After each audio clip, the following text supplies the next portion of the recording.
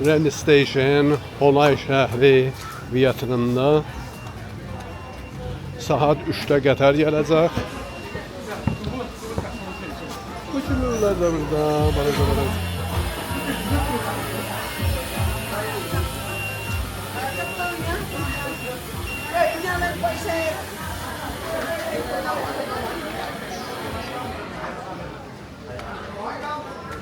Herkes burada əksidir, filmidir, məşğuldur.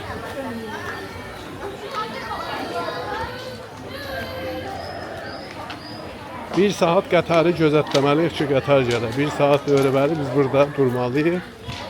Qatar gələndə görək nə səhnələr burada icad olunur.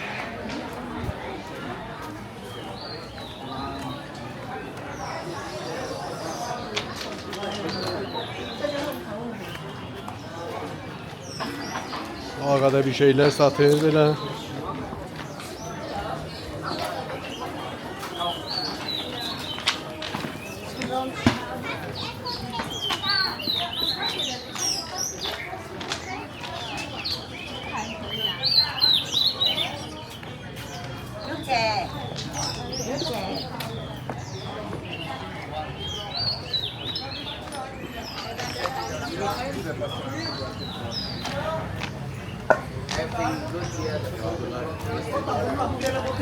Bir dənə də xoruz var burada. Timor. Əcaib də xoruzdur. Çox vəhşətli, qorxulu xoruz. Bax. Hər kəs mənə əksini salır. Nə cərəyandır.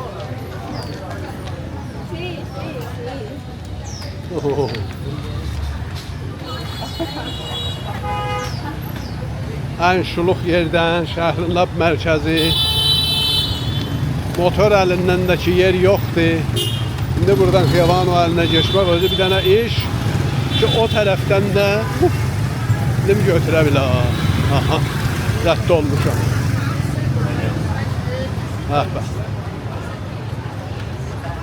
Şayət sizlərə təəccüb avər olan bəli, belə ləzzət bəxşidir.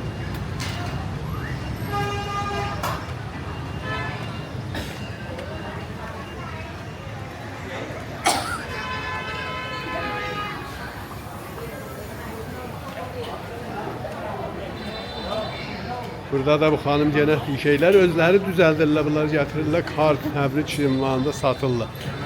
Bax bunları.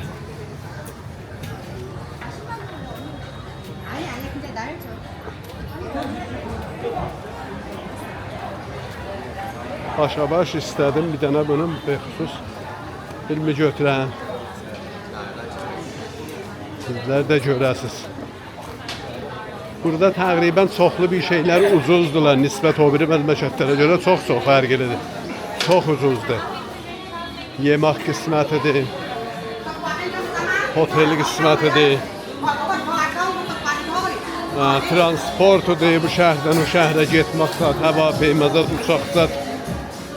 Bunlar ucuzdular, çox ucuzdular.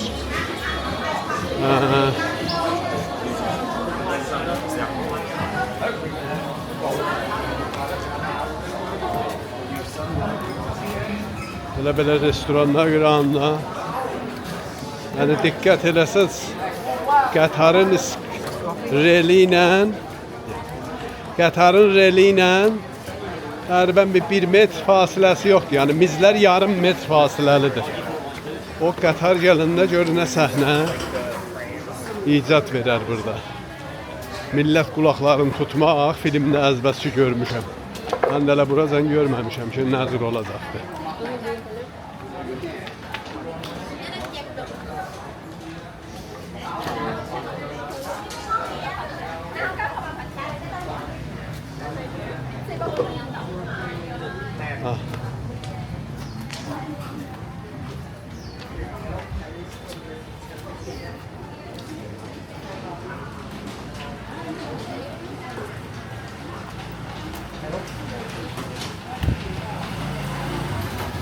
Buradan da motor gedir. Buradan necə motor gedə bilər? 2 nəfər adam Beybələdə və s.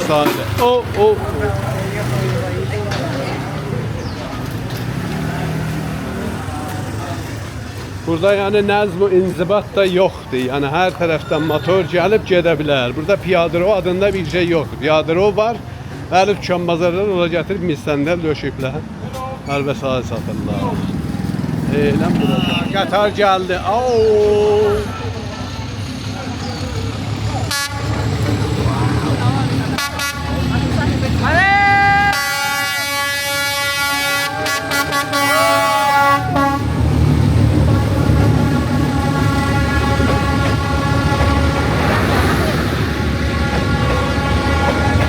Vaqəən xətərnak, vaqəən xətərnak. Baxın görün millət harda dayanır. Yəni 10 santim, 5 santim bəzi yerlərində. Deyirlər buradakı elə o qədər hadisələr yox verməyib. Çünki çoxlu adamlar burada riayət eləyirlər və şəxsi restoran adamlarımızı sakitlədir.